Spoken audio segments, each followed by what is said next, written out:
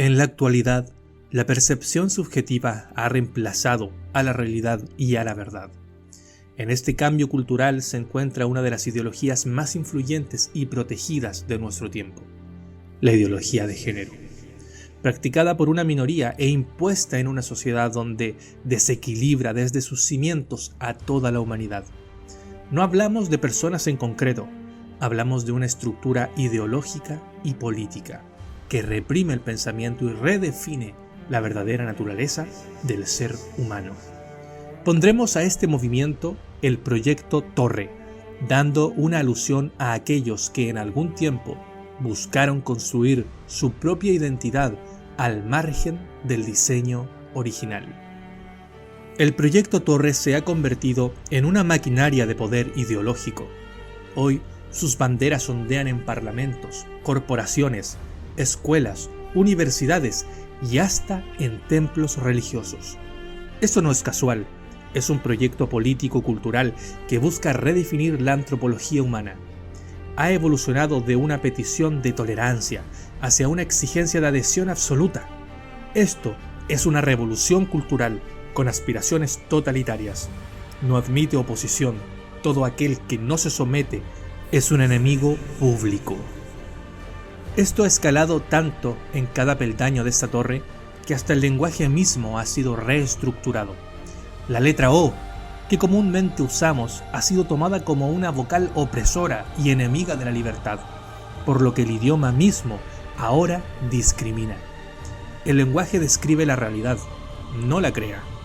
No importa cuántas veces digas, yo me autopercibo un pez, no dejarás de ser un ser humano. El lenguaje nunca sustituirá la esencia del ser humano. El intento de imponer una neolengua es propio de regímenes totalitarios. Quien controla el lenguaje, controla el pensamiento. Esto se ha impuesto en escuelas, leyes, medios y trabajos. Negarse a usarlo puede significar sanción o cancelación.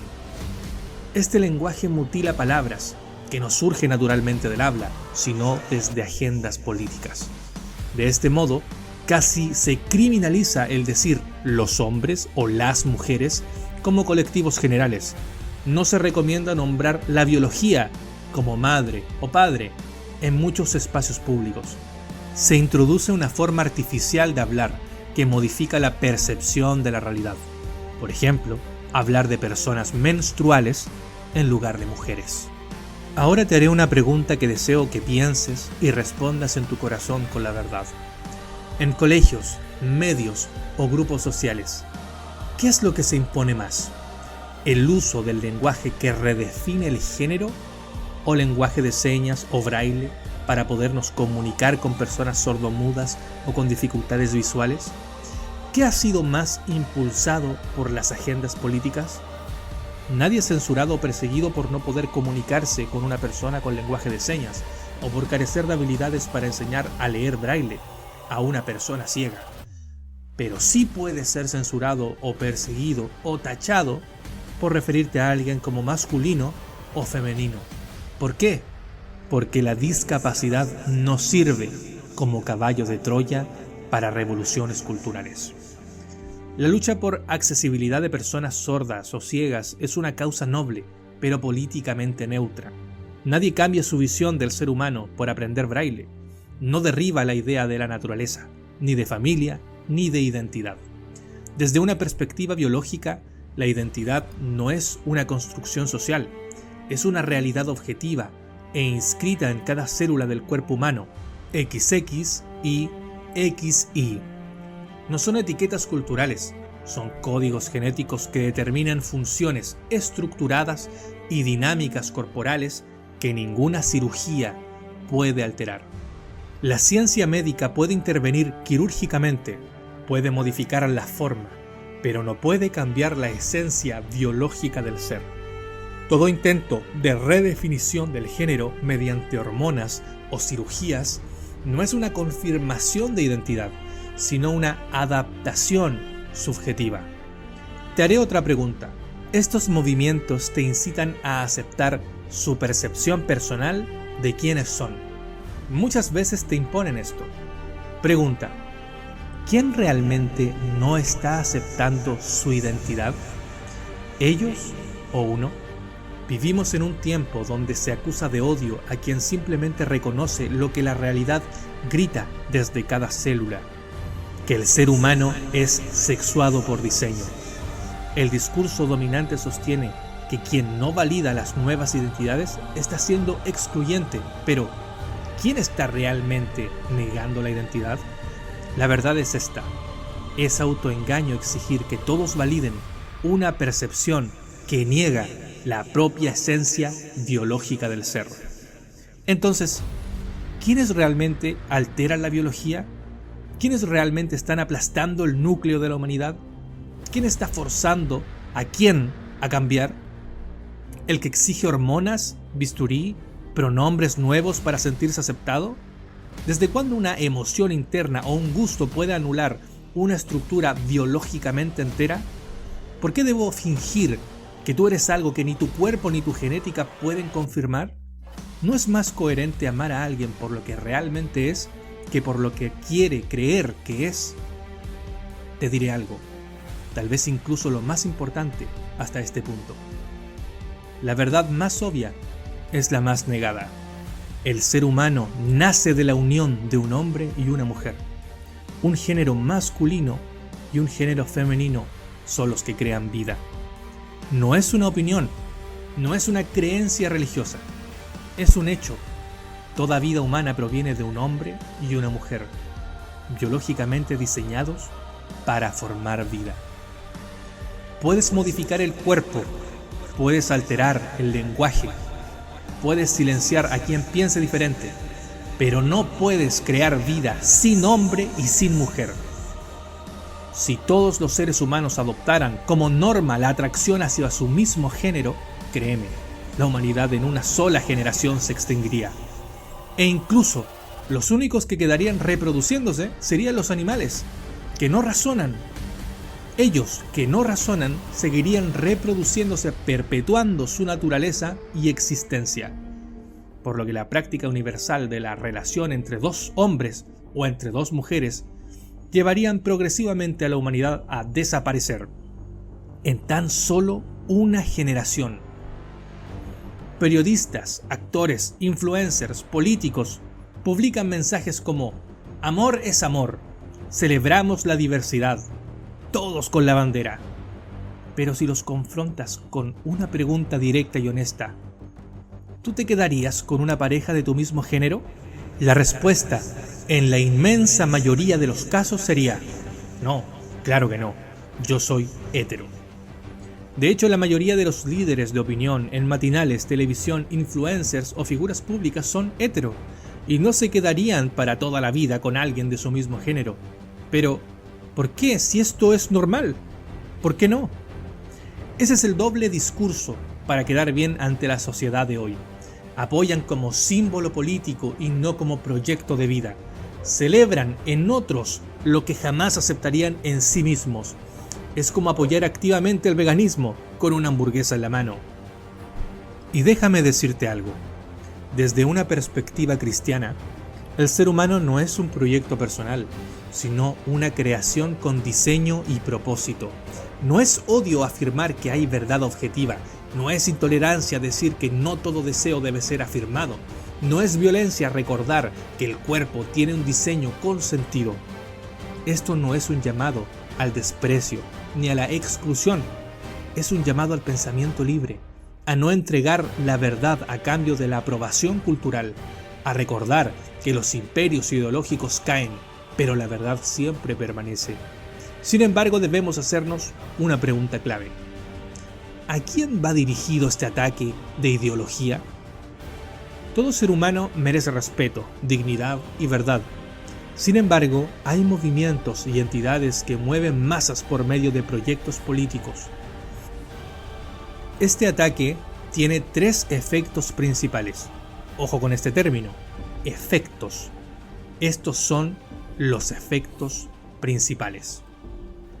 La primera y más directa víctima es la familia basada en el diseño hombre-mujer-hijos. ¿Por qué? Porque es la cuna de la identidad humana. Es el lugar donde se transmiten valores trascendentes. Es una estructura autónoma frente al Estado y es el último bastión de libertad espiritual y educativa. Por eso el proyecto ideológico ataca la paternidad y maternidad como roles definidos, el concepto de madre y padre reemplazados por progenitor 1 y progenitor 2. Si destruyes la familia, desarmas la transmisión de identidad, disuelves la moral y creas ciudadanos dependientes del Estado.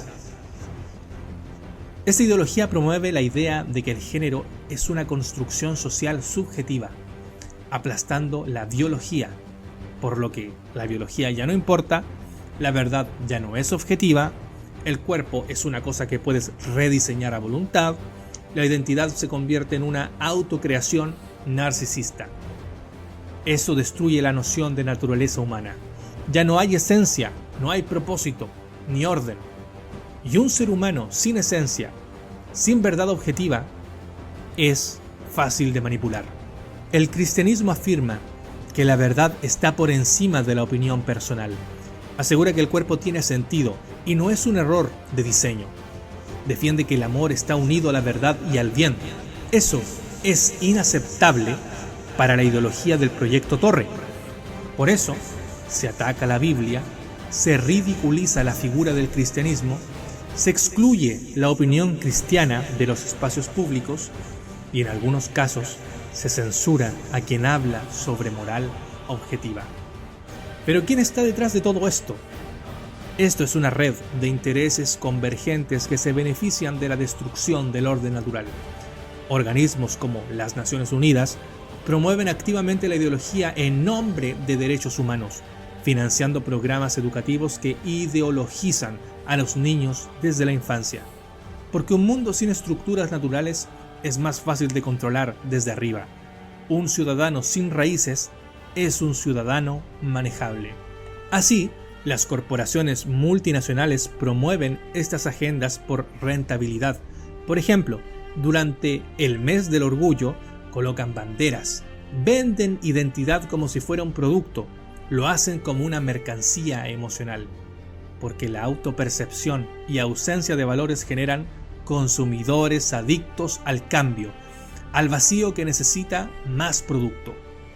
A esto se les suman los gobiernos ideologizados que promulgan leyes de censura si no usas el pronombre correcto. Puedes ser multado o despedido. Redefinen el matrimonio, la maternidad, la infancia y la educación. Una generación confundida necesita tutores externos que le digan quién es, y allí entra la dependencia del Estado. El proyecto Torre, como estructura ideológica, es una herramienta. Sirve a intereses que no aman a las personas con atracciones distintas, sino que las usan como bandera para destruir los pilares de la civilización. Si caen el cuerpo, la familia, la moral y la verdad, entonces queda una humanidad sin esencia y sin raíces, y completamente entregada al sistema que controla su percepción. Ese es el verdadero objetivo, y ese es el verdadero enemigo. Otro aspecto que se ha visto afectado fuertemente por estas corrientes ideológicas han sido las iglesias del cristianismo, considerando que desde su origen la iglesia ha sido una comunidad contracultural y, como la misma escritura lo señala, una columna y baluarte de la verdad. No esparcidora de ideologías seculares. Sin embargo, al aceptar el proyecto Torre, el cristianismo deja de ser sal que preserva para ser una tierra pisoteada. Para esto se ha redefinido la moral para no ofender. De una manera inclusiva han puesto líderes abiertamente con inclinación a su mismo género. Bendicen uniones del mismo género y eligen la bandera ideológica más que el mensaje bíblico, cayendo en apostasía. Muchas veces esto sucede o por presión cultural o por miedo a la impopularidad. Algunos líderes liberales han quedado cabeza de iglesias donde imparten estos mensajes para que puedan entrar más personas a su religión. Temen ser llamados intolerantes y quieren atraer multitudes por el reconocimiento social. Gracias a esto, pierden autoridad espiritual dejan de predicar el Evangelio y se convierten en asociaciones religiosas con lenguaje progresista, proveniente de corrientes políticas. ¿Puede tener poder una iglesia que bendice lo que Dios no diseñó y calla donde Dios habló con claridad? Los cristianos estamos llamados a no odiar, pero no ceder, no insultar, pero no callar. Por lo que, en un sentido espiritual, el verdadero enemigo detrás de toda esta agenda de confusión es Satanás mismo. Como una inteligencia real, personal, activa y organizada, cuyo objetivo desde el principio ha sido desfigurar al ser humano, desacreditar a Dios y usurpar el diseño de la creación. El ser humano, al ser creado a imagen de Dios, incluye su diseño de género como mujer y hombre. Incluye la capacidad de amarse a sí mismo tal como es y al otro. Incluye reproducción y crear vida. Incluye libertad e identidad. Entonces, al destruir todo eso, Satanás ataca indirectamente a Dios, saboteando su obra maestra, el ser humano. No puede golpear al Creador directamente, así que corrompe y confunde a su creación más preciada. Este discurso no nace de la ciencia, ni del amor, ni de la razón. Nace de una fuerza espiritual que odia el orden, la verdad y la vida. Satanás no busca que la gente crea en él. Su victoria está en que las personas se conviertan en sus propios dioses, su cuerpo se convierta en un campo de batalla ideológico, la verdad se convierta en algo negociable, la familia se convierta en algo innecesario y la identidad ya no venga de Dios, sino de las emociones internas. En otras palabras, destruir al hombre para que no glorifique a Dios. ¿Quién sino Satanás querría revertir todo lo que Dios ha creado como bueno? El verdadero enemigo es Satanás, operando detrás de sistemas, ideas, leyes y emociones para llevar al ser humano a una autodestrucción disfrazada de libertad. No odia a las personas que están con su mismo género, sino más bien usa su dolor, su confusión o su deseo de pertenencia como instrumento para una obra mucho mayor.